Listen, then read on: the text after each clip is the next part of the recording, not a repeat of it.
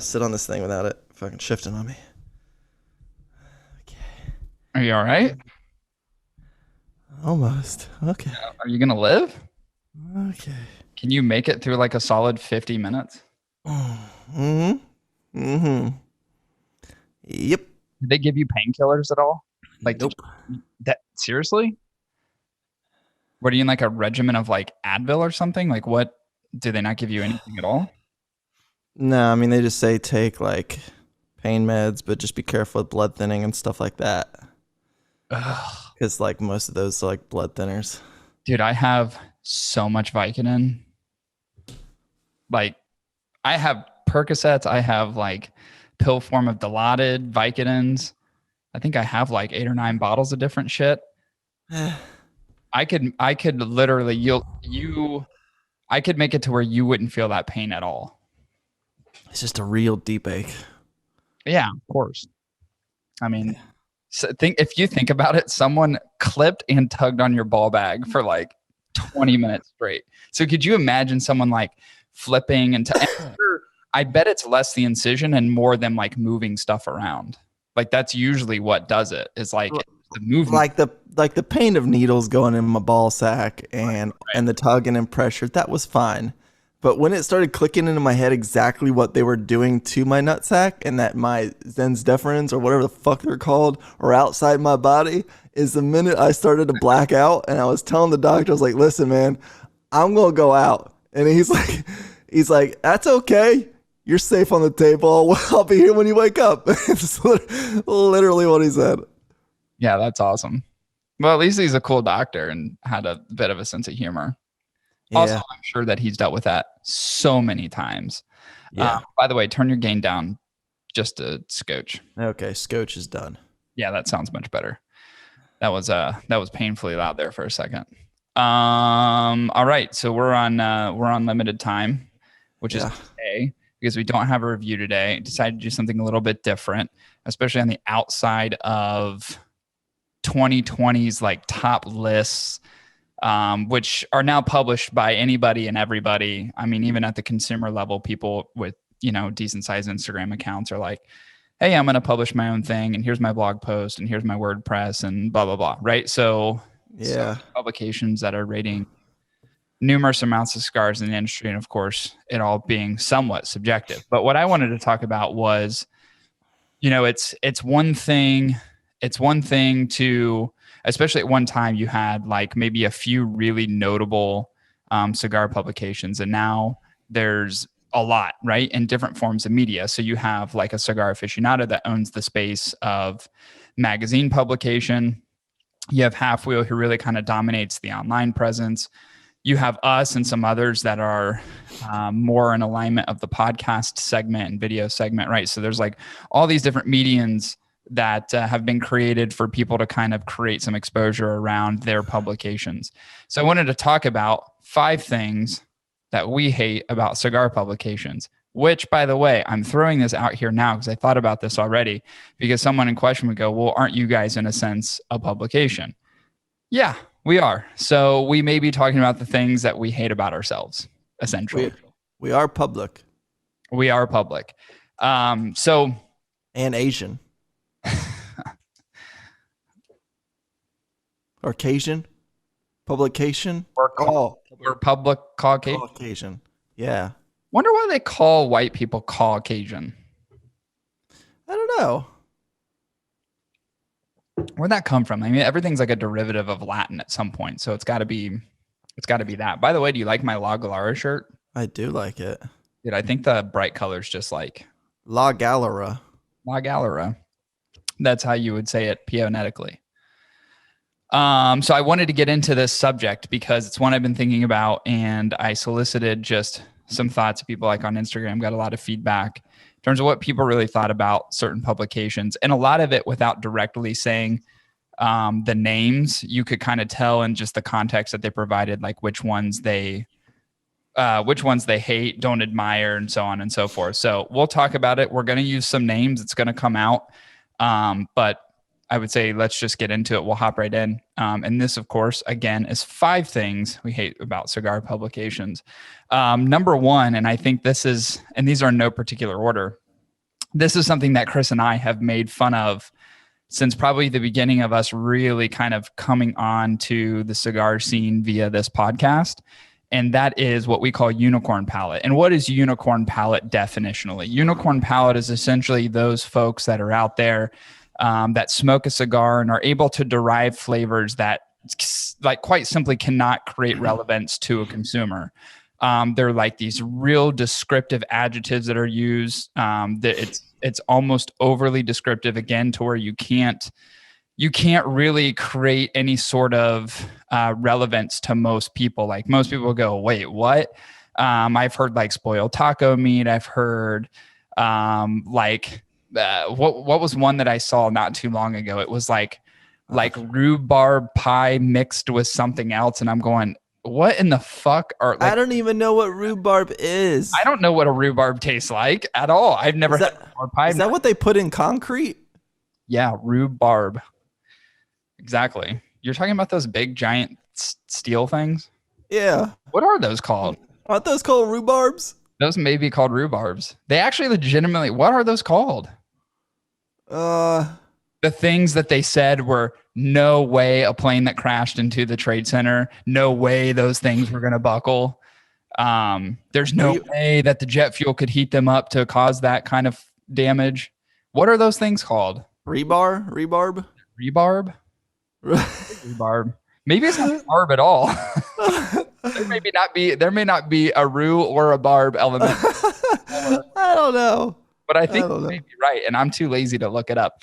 But anyway, so the whole unicorn palette thing that exists with, and I would say this is kind of across the board in most publications, you really see a lot of people, I would say, creating certain descriptors or adjectives that are, I think, not really directly related to what they're experiencing. And it's more just, I don't know what you call it. Like, what do you call that, Chris? It's like, it's almost like putting something out there like that it's almost like an experiential thing with that particular person. Like, look at these things that I found present in this cigar, almost like this weird, like, expertise, if you will. Like, it's like that kind of palatability just, I think, doesn't. Let's just get to the fucking crux of it. All right? What they're saying is, I'm better than you. That's kind of what it's like, isn't it? That's kind of what I wanted to say. It's like, I know exactly what this thing is supposed to be, and it kind of elevates their status in cigars. I get that feeling from a lot of publications. Like, I can experience these things, and I'm telling you exactly what I experience, but you probably won't get the same things because you're just not at this level yet. Listen, who's got a publication that speaks about cigars on the daily? Me or you? And the answer is me. Because you're a nobody piece of shit without a publication, so you best listen to everything I got to say. You don't know shit. And I would say this isn't like a one-off scenario of people using these kinds of descriptors, spoiled taco meat, a lot of things where it's like, wait, have you tasted that before? Like, if someone says like, oh, it tastes like a slathering of manure with bits of blueberries. And I'm like, at what point in your life have you had each of those to kind of create that connection from a flavor perspective? It doesn't make sense. But it's not to single out one publication. It's spread across the board. There's so many people who articulate their thoughts and feelings in terms of flavor profiles in that manner. It's literally all across the board. And this what we call unicorn palate. This is one of which I gained a lot of feedback from consumers on Instagram, people who follow us and go, yeah, these weird, crazy descriptors, it doesn't make sense. And they felt that it just doesn't make the experience authentic. And I was like, yeah, a lot of it is just kind of a little gross and really doesn't create a good connection to the consumer at all in any way, shape, or form. So it's got to be what you suggested, Chris. I think it's got to be like this weird complex thing where it's like, I know more about this subject and topic than you, and here's how I'm going to put it out into the ether. Hey, you want to sound even smarter, publications? Do it in a British accent. Like, us Americans are dummy-dums. Right. When you say shit in a fucking British accent, you already sound way smarter than us. So you can get away with calling shit rhubarb pie or some type of apple pie, or you can also maybe pull out bits of human shit. Human shit goes into a lot of these cigars. And you got to say it with kind of a tone that is confident but calm. Well, It's like, you've seen the manure ones before, right? Like yeah, you've had to read ones where people are saying like, "Oh, there's this hint of like strong manure." is when you take a hit, you get subtle notes of barnyard, maybe That's a popular one. southeast bull or some type of buffalo, and it seems like it's more maybe 2 years old. It's not quite an adult, but it's a buffalo that is maturing, maybe slightly still adolescent, but you can kind of get the notes of what type of buffalo goes into that cigar. You know, what's really strange is you sounded just like Louis Capaldi when you were saying that like really ugly British singer who I love to death because he's hilarious. You sounded just like him. Really straight. He's a little bit thicker. He's got a little bit of that. Oh, you didn't have as much of that. Oh, but Yeah. it was very similar. And you being close to the mic, it sounded like it was like spot. That was beautiful. But that's what you want to do. You want to be a pretentious prick who thinks you get shit out of a cigar that other people don't. Just say it in a British accent and say it confidently. Here's the thing. I'm still not going to believe you because I'm not a dum-dum, but I'm sure there's still people that do believe you. I do agree with you that if you say something in an accent, it certainly changes it. It like warps the context. And speaking of, you just said pretentiousness, and that's our topic number 2 is pretentiousness around cigar publications. Now, this is one that I don't think is super widespread. There's a few magazine publications and some other publications and even some podcasts where there is that element of pretentiousness. And I'm certain, certain people stay in certain lanes. And I'm not necessarily faulting to a degree that there's a pretentious lifestyle thing that you're creating connections to cigars because it's been created for a long period of time. I think what you do as a publication, though, is that you just limit your audience. And I would say that a Cigar Aficionado would suggest that doesn't occur because Cigar Aficionado is such a massive publication. But I'm going to cite them as an example of one that does have kind of a pretentiousness to it, right? They have like Rolex advertisements. They've got these Maserati type advertisements. And here's this yacht you can buy for $2 million. But what you could argue on behalf of Cigar Aficionado is like, clearly they're doing something right. Someone's paying for those ads and they're paying for those ad spots and they're probably paying a premium for them. And of course, their audience as a whole, even if it's a magazine publication, even if it's probably the majority of their audience is probably 50 and older, that's getting those magazine publications, you still can't deny the success that they've garnered as a result of the things they've done for a long period of time. I just think there's a bit of a miss as you kind of morph into new generations where there's less to be desired in terms of the materialistic part of it, that association, and more just of like the experience as a whole. I think as you continue moving forward, those things are going to be more of a miss. The Rolex ads and the pretentious part about it, the fancy clothing. I think that stuff will start to erode. Listen, here's the thing, all right? We talk pretentious, right? In Cigar Publications. What they need to understand, these people on top of Mount Olympus in the cigar industry, right? These pretentious gods, if you will. They think they're gods, that they dictate all and that men will follow and bow to them. But what they have to understand is that they're the 1%. Right. All right? They're the rest of us 99%. We're the ones that bow and cater to their will. But what they need to understand is at any moment, we can strip away that power. We can pull that power away from them if we want to. How do we do that, Corey? Boycotting, Tea Party, cigar burnings. This sounds like some weird V for Vendetta shit. Yeah, kind of. It takes a revolution, if you will, to just uproot all the evil that has taken hold from the 1%. And it will take all of us Can't we just wait for the baby boomer generation to die off? I mean, if we're being real, it's not going to take that long.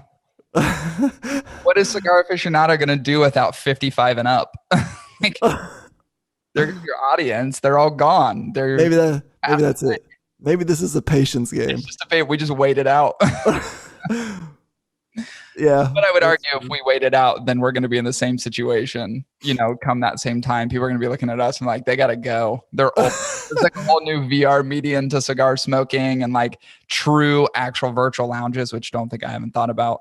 That's going to be like the new thing. And we're just going to be on the outside end on a fucking podcast. It'd be like podcasts are so 2020. And then we're like, fuck, we're missing the boat on something like completely different. Yeah. So there's that too. So maybe we should just kill them off. Maybe we should put our stake in the ground and just let's create a revolution.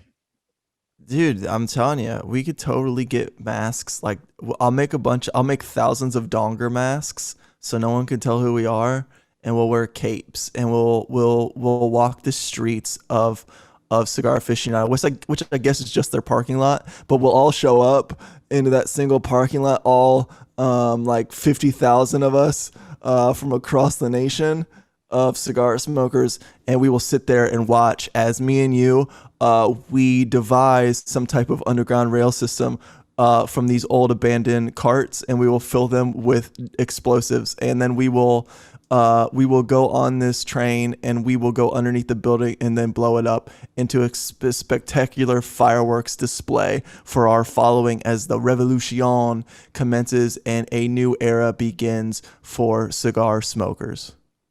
Is there any part of this scenario that Natalie Portman is walking with us? Dude, if Natalie Portman would join our cause, that would be fucking awesome. Yeah, that would be sweet. Yeah, if she shaves her head too, and we call her the Donger, and we paint her brown. Oh, that's not gonna be good. We can't paint her brown, but if we not a Portman, but if we shave her maybe, and then make her look like a cigar, we'll put a band on her to cover up her nip bits, and yeah, we'll send her out there, and she'd be a spokesperson. She'd be great at that. Natalie Portman is always and still remains in my top 5. Yeah, she's pretty. Great, and she's smart too, which is even hotter. Yeah. All right, let's move on to number 3. Again, these in no particular order. Cigar publications that cannot take counter criticism. Now, here's this. I like this. This is an interesting topic because I've seen this before, and it doesn't happen that often that it's public facing, but there are times of which I feel certain brands, say it's a cigar publication that does a review on a cigar, right? Performs and conducts a review on a cigar, publishes a score. Maybe that score isn't favorable in terms of the eyes of the manufacturer. The manufacturer comes back and basically starts some sort of online battle or war with the publication stating, hey, no, this is a good cigar. You're just fucking stupid. I've seen this, and this does occur. I've been waiting for it to happen to us, and it hasn't. But I thought for sure with the CAO vision we were about to get something, and it hasn't happened, not to that degree, but I've certainly seen it out in the industry before, and it's I think at a heightened level with publications like Half Wheel and Cigar Aficionados that are much larger and things that they put out there, and just the way they express things.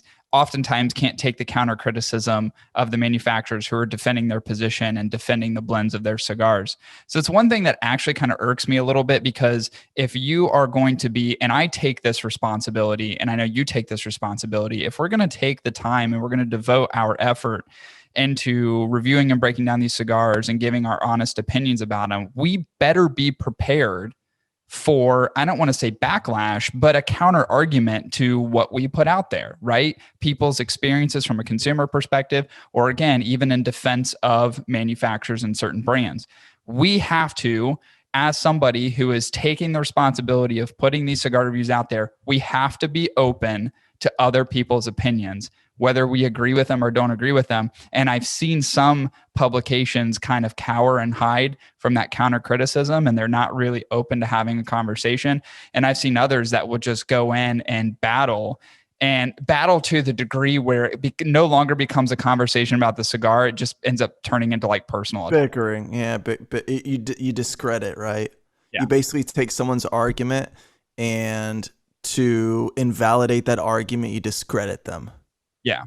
And some of it happens in a very aggressive manner. I mean, It's like, how can you follow this person? He fucks his cat. Exactly. Personal attacks, propaganda. Right? Right.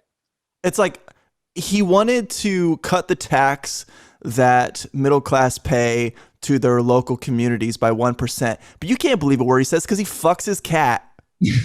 Exactly. You know? So it's like, yeah, you discredit, you personal attacks. That's the only way to do it.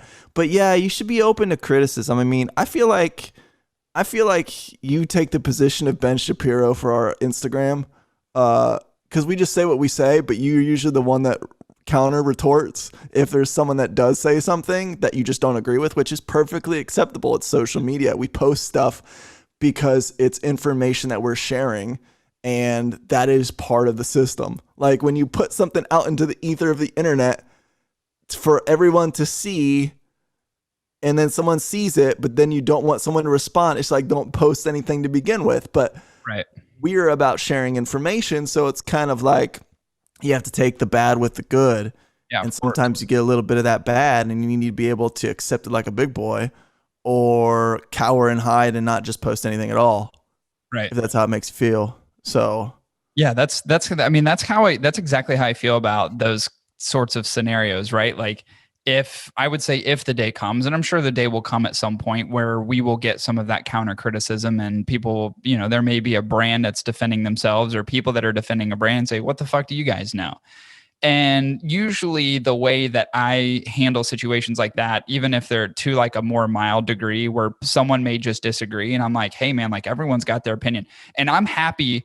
I think the difference is like, I'm happy to hear what other people have to say, because I'm genuinely interested in people's experiences around cigars that may differ from ours.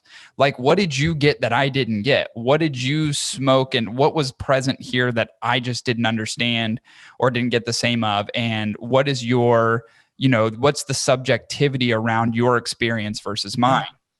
A lot of places are not willing to have those conversations. They don't even want to get into the dialogue, where I warm up and welcome that dialogue to a high degree, because I want to understand what people's thoughts are. I remember when me and you smoked cigar, same fucking cigar from the same batch, and we're smoking it, and you're like, what do you think? And I was like, I fucking love it. And you're like, I don't know, it's not that great.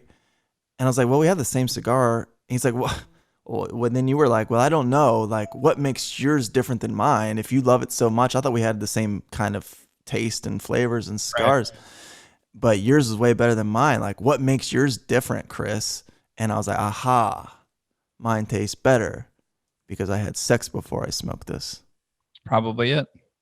And sometimes, you just gotta, like, there's a certain mood that makes it more palatable or gives you a different experience. Like, and it's weird too, because like same cigar that you could smoke once and smoke it again and have such a variance of opinions based upon certain environmental conditions and so on. We've talked about that many, many times on the podcast. Do you smoke it first, or maybe it's the one that you have later in the day? And how does that differ? Or maybe you're smoking it in this particular environment instead of this particular environment. And what does that mean for it? What did you eat before, and so on and so forth. I just think it's one of those things in terms of like the criticism itself, that if you are going to be, as a publication, essentially in many aspects criticizing what is being made and produced by these brands and manufacturers, you better be able to fucking take the counter criticism. It's owed to you. You should be open to that, and it is owed to you. If you're going to put this and broadcast your thoughts and feelings out there, you should expect some sort of response or retort from the collective community. Hey, when you say the cap structure on XYZ brand cigar is messy, and they come back and say, well, your grammar's messy, you got to be able to accept it for what it is. Yeah, because both would be true, because there are some cap structures that suck, and my grammar is also atrocious. Then that's when I go, touche. You aren't not correct. Yeah. That leads me into topic number 4, and that is brand bias. This is a difficult one. I even find this to be challenging because what happens is that over time, you begin to build relationships with certain people that you admire to a very high degree. And often those relationships could make what you do from a review perspective cloudy. And it does happen. We've seen it happen with other publications. I can't say that it hasn't happened with us. But one of the things Chris and I try to do is that we really, and I think this is one, and actually Steve Saka, weirdly enough, is the one that suggested this about our particular podcast. He put something out on Facebook and he goes, I've really been listening to the Hot Ticket recently a lot because of this factor. He said, whether I agree with them or don't agree with them, they're completely authentic in what they say. Because even though we may have a relationship with someone, if it is a cigar that I truly don't like, I have no problem saying it. You know, it's it's going to come, like, the moment's going to come where the owner of that manufacturer goes, dude, what the fuck? You know what I mean? Like, and reaches out and goes, or in a difference of that may say, shit, like, I'm sorry the fucking construction was bad. Let me send you some samples. That fucking sucks. Like, and some of them kind of take it in stride. And I'm sure, this is something that they get all the time, but I think in many instances with publications across the board, I know other publications besides us, you kind of struggle with it a little bit because you start to you build good relationships with these people and you end up becoming friends, and you don't want to criticize something if something's not good or palatable in your opinion. But I think that's the distinction, is like, it's your opinion, right? Like, the one thing I always say is, well, you're doing something right because everybody loves it. I'll use the example of like the La Colacion, which I know I didn't score high. You didn't score it super favorably. I didn't either. But the collective cigar community fucking loves that cigar. It flew off the shelves and continues to fly off the shelves. It just, from a power perspective, didn't really hit with us. And I had no problem going out and expressing that to our collective audience. And we have a great relationship with John at Crown Head. So it's not a personal thing. This is just a subjective opinion. This is how we process this particular thing. And this is how we reviewed this particular cigar. And here's how it landed with us. But I think the real litmus test on the success of a cigar in its most basic form is, how fast is it flying off the shelf? You know what I mean? So it's one of those things where I always say, like, well, you're fucking doing something right. Especially if you get that counter argument. It's like, well, you're doing something right because you're killing it with this cigar. It's just, we're just maybe one or two opinions, in the whole fucking, system of reviewers that said, hey, this isn't for us. Yeah. And maybe, maybe there's softer ways to say it, right? But, bottom line, be like, hey, Mark, he'd be like, hey, it's Marcus. What'd you think about that new cigar? I'm like, don't like it. Not at all. But still love you, bro. Still love you. Right. Yeah. Like, isn't that kind of what it is, though? It's like, yeah.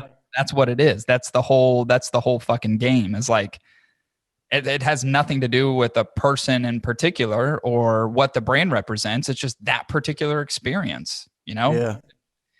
I think part of the challenge too, though, is as like someone who loves to review cigars, and I think we're fortunate enough, the fact that we get to do it and people actually pay attention, is that even through that process,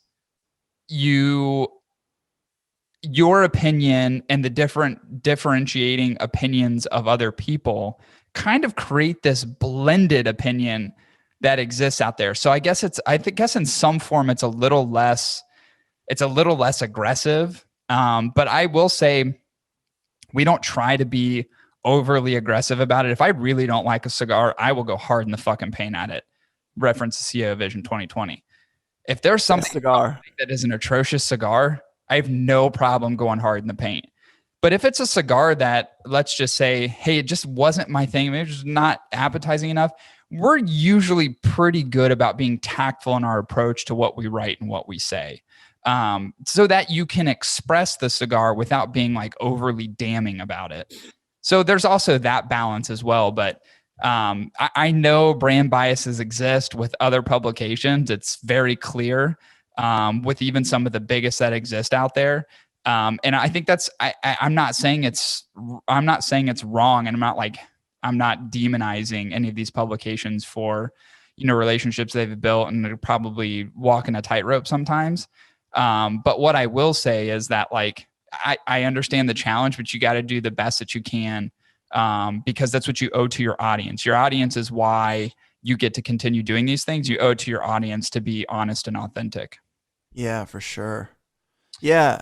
Yeah. I mean, money, money, money, money. Yeah, that You brings want you want friends in your life? Give them money. give them money. Yeah, for sure. That's what rich people do, right?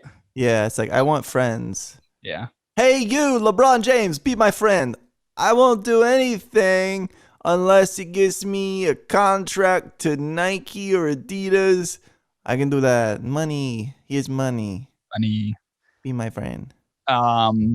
So that brings me to the next one. These perfect segues. Pay to play and pay to place.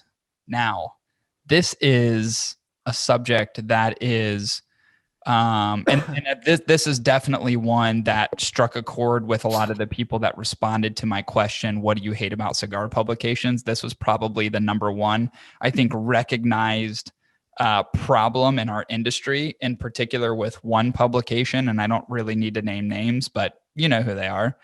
I think this year was a year that kind of really represented, more so than other years, although it was understood and known.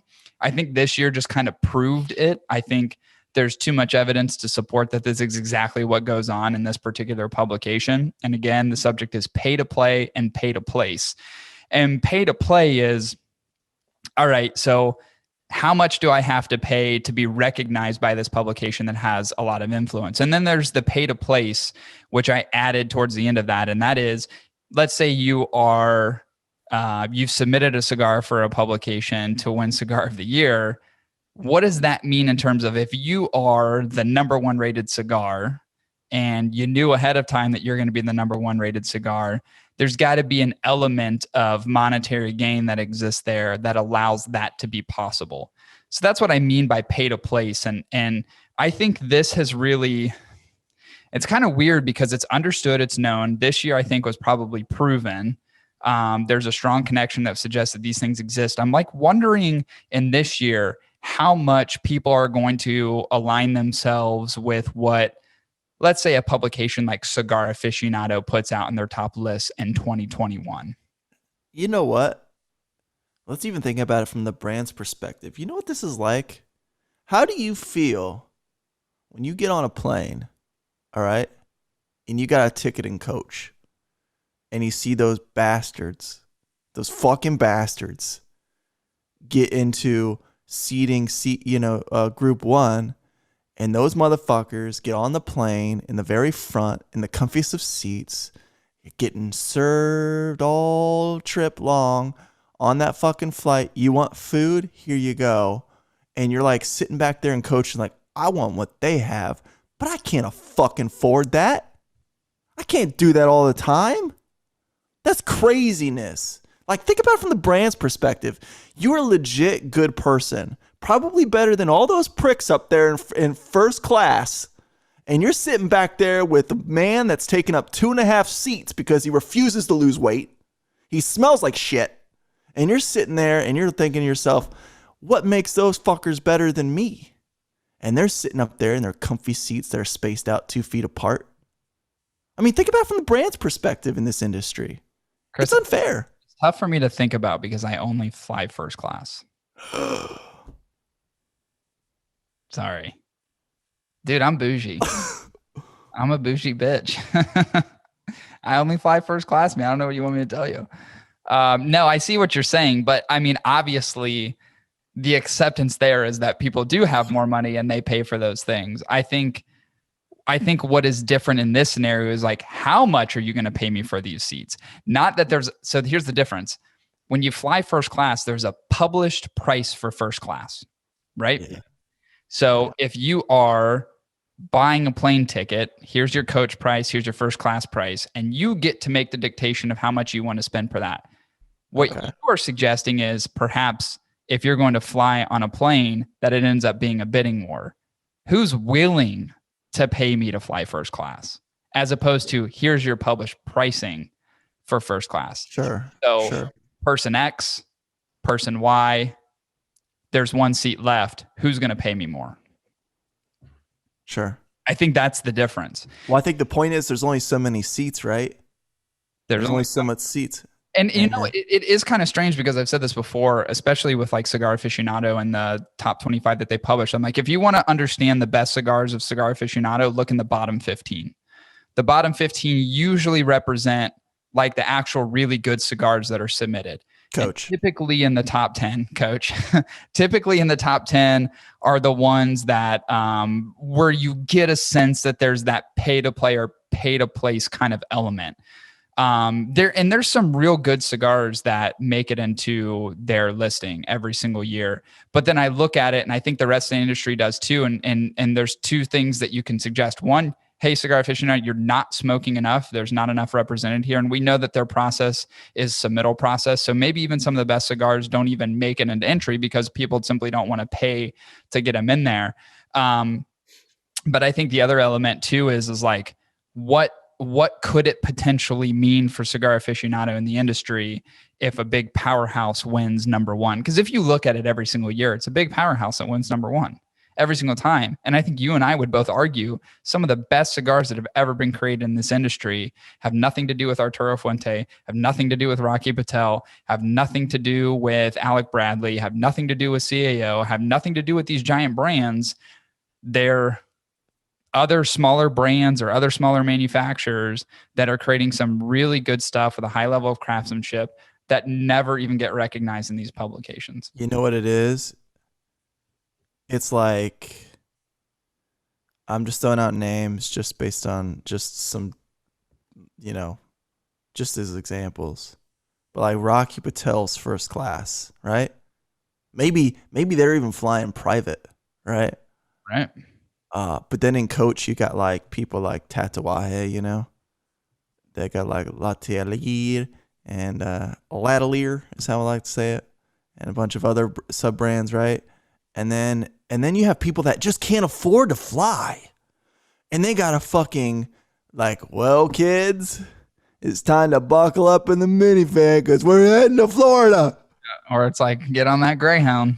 And we're taking the bus. That's true. And it's going to take us 16 hours. But by God, we're going to make it. And it's like there's so many brands in the Greyhound level or like the Caravan level where there's just multiple vehicles because there's too many people and not enough seats.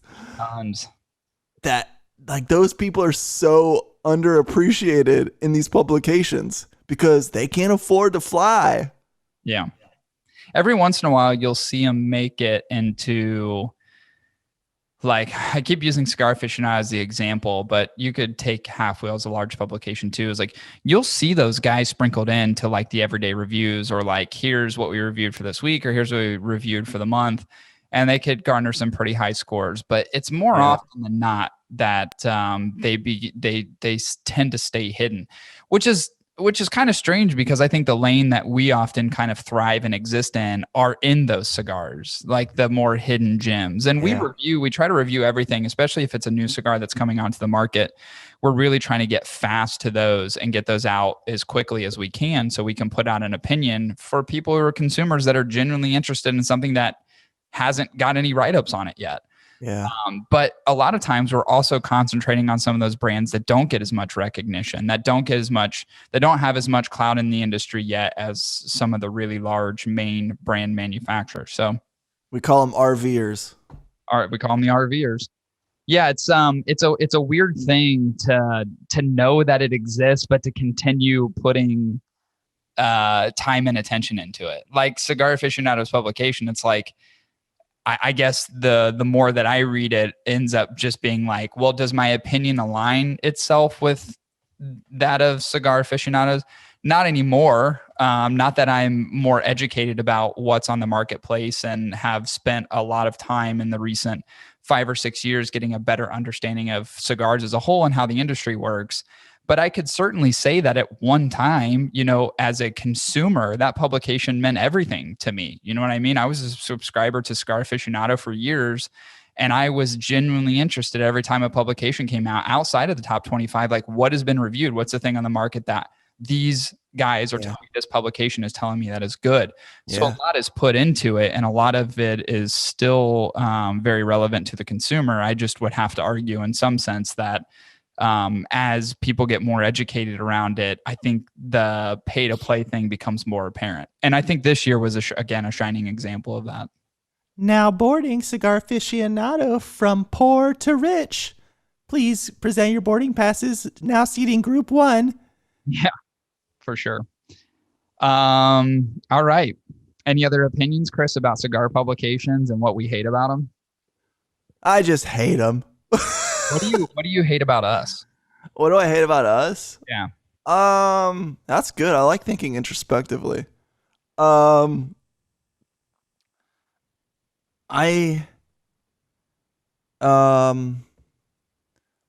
hate you. I hate you so bad. Did you want to see something crazy? I don't know. You probably can't see him. Oh, it'd be hard to see him. What is that? Teeth? Carlisle's teeth. Yeah, I pulled, this one's a big one. I pulled this one out of his face earlier. He was upside down and he was like bleeding on my carpet, chewing a bone. I was like, oh, there's a loose tooth under there. So I just rolled him over on his back and opened his mouth and just pulled it out. And then he kept doing this because like blood is like literally like dripping out of his mouth. You know what I hate about us? I hate that we can't do this more than we're already doing. I would agree with that. It's like a weird handicap. It's like a crippling thing. Yeah, I completely agree with that. That's kind of like one of those interview questions where people ask you, what's your biggest weakness? And your weakness ourselves. Weakness at all. Like it's just like, oh, sometimes I'm too loyal. What's the one thing holding you back? Myself. Yeah, exactly. I do agree with that though. You know, there is something to that because, you know, I always look at it and I'm like, well, if I could dedicate all my time to this, I would, you know, if it made sense, because I really enjoy doing it and especially love putting out reviews. And it's like, I would put out one a day if I could. Yeah. If I could just level to that frequency, it would be amazing. We'd have so much content out there. We could really put a lot of meaningful stuff in front of consumer base. That's just impossible. So, but I do agree with you, you know, introspectively that's probably, I think that's probably what I would say as well, that I hate about us. Yeah. Say what I said to you, because it'll make me feel better about saying such a mean comment. Because I was like, I hate you. Say it back. I don't hate you though. I know. I don't hate you either. You drive me fucking nuts. Yeah, I know. I hate you. I know. My balls are my poor balls. I do have some questions for you, and we've got 5 minutes. Yeah. So what I wanted to do as just a segment of the podcast, because you have been absent. You've been very absent from the cigar community in terms of social media for quite some time. So I thought it would be nice for people to get a better understanding of who Chris is internally, right? For our audience to just understand you better, because they don't get to see you as much as they get to see me. That's true. Shoot. Let me do this question. Chris, would you travel to space if possible? Yeah, I've already looked into the pricing. Did you see that Elon Musk has that like his whole like space fleet that he's testing to go to Mars? It's fucking crazy for colonization. I've looked into it. I would love to do it. No one wants to go with me but me. I would do it. Okay, you come with. Oh, if I had the money, hell yeah. It's like $1 million too. Yeah, I could swing that. Okay. Have you ever been stood up for a date? No. Nice. I did stand someone else up though. That I know. Do you like ice in your drinks? No, I think it waters it down and it takes up too much space. Yeah, that's weird. Lauren doesn't like ice either. I love ice. I love ice in certain drinks, but not like bourbon. Alcohol, I don't like ice at all. But if it's like a, you know, an ice water or something like cola. What are 3 things that you think of most each day? Sex, I think about my kids, and I'm constantly in fear of my relationship. This is why we're doing this. We get to really know the you. Yeah. What's your favorite name for a girl child? A girl child? Girl child. Sutton. Of course. I knew that was coming. Do you feel that you're a good judge of character? I would like to think so, yes. You think so? Yeah. But I'll tell you what, that comes with years of experience of not picking the best candidates. Good point. It's by experience. It's learned, yeah. Gotcha. It's not intuitive. Not intuitive. It's learned. It's just you've been trial by fire. Yeah, pretty much. Let's end on this one. What was your worst date ever? My worst date ever? Is it the freaky fucking stuffed animals? And when I say stuffed animals, I don't mean stuffed animals that you get in a carnival. I mean literally real animals that she stuffed and put into jars. Was that the craziest one? No, that wasn't. It was when I met a girl in Columbus and I didn't realize how heavy she was, and it was a huge turnoff. And I also had never heard her voice before, and that was also a huge turnoff. The whole time she was so giddy about me, and she bought this bottle of wine for us to enjoy. No, wait, I bought the bottle of wine, but then I regretted buying the bottle of wine. But she's sitting there on her bed in College Town in Columbus, and we're sitting there, and I'm trying to be so PG because I have no interest in her whatsoever, but I decided to hang out just a little bit just to be friendly. And the whole time she's on me trying to like lure me to have sex with her, and I was not having it. And then it left with a really awkward hug, and I was out of there. Oh, that's great. I know which one you're talking about. But maybe. I think I know. Is this the one that you went bowling with? Nope. Oh, this is another person? This was another person probably like 10 plus years ago. Oh, so this happened a while ago. Yeah. Oh, shit. This was like during Stephanie breakup number, I don't know, bajillion. Oh, I did not know this. I don't think I remember this. Oh, crazy. Well, let's say we got one more minute. So one more question. What's a good way to grab your attention? Good way to grab my attention.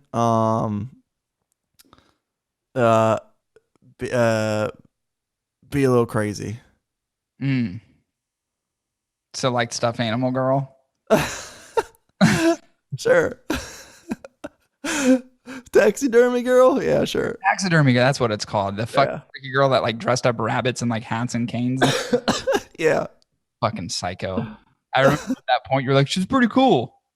And like they're all looking at you like, dude, she's a serial. That's the next step to serial killing. That's like that's the post step to people killing humans is when they kill and fucking stuff animals and make them do things with like a cane and a top hat. That's true. You're like, she's really cool, man. She's just like, she's kind of out there and she's real weird. And you're telling us this. And I was like, dude, like, first of all, it's not that bad. Be careful. Do you remember that waitress that we talked to? Yeah, she was like, oh, I don't know. I'm going to go with no. We're like, yeah, I know. We needed another opinion because we're all saying Chris is pretty fucked up. The worst thing about her is I don't think she was being truthfully honest with me, and she had a lot of baggage that was self-inflicted. Oh, don't they all? Don't they all? No, I hear you. All right, let's thank you for giving the audience some insight into who you are. We'll continue these questions because I have 3,000 of them. Oh, okay. Do this for a significant period of time. Get to know the co-host. Yeah, I mean, again, you're missing from social media, so it's the only way people get to know you. That being said, let's wrap up the episode. First of all, please go check out our show sponsor, mycigarpack.com at www.mycigarpack.com. I just opened the February pack yesterday, and I'm actually going to go smoke on the cigars. Dude, it is the best. Listen to this. It had the Tatuaje Avion in it. It had the Crown Heads La Creme. It had the Plasencia Almafuerte, and I forget the other two. So there's another 2 cigars in there. Dude, it was like, the Rodriguez Premier Clase. Oh, shit, that's good. Dude, it was one of the best. Yeah. pad. So the factory direct is in there as well. So check them out, www.mycigarpack.com. Enter promo code HOT10 at checkout for $10 off your first pack. You can also check out our website. Just post another review of the Liga Privada T52 by Drew Estate this week. One of my favesies. You can go check that out at www.hotticketweekly.com. All right. Oh, you left out one more promotional thing. When you enter HOT10 at checkout for mycigarpack.com, you actually get some hot photos of yours truly in that same pack. Yeah. Photos. We call it the dick pack. Yep. Dude, wouldn't that be funny? We should. That would be hilarious. That'd be hilarious if we just did some stickers, like some stickers. Put it on your windshield. That'd be fucking great. Oh, that would actually be really funny. I like that idea. All right, let's end it. Thanks everybody for listening. This will conclude episode 186. We hope you enjoyed it, and we'll be back at you next week with episode 187. See you, everyone. Bye.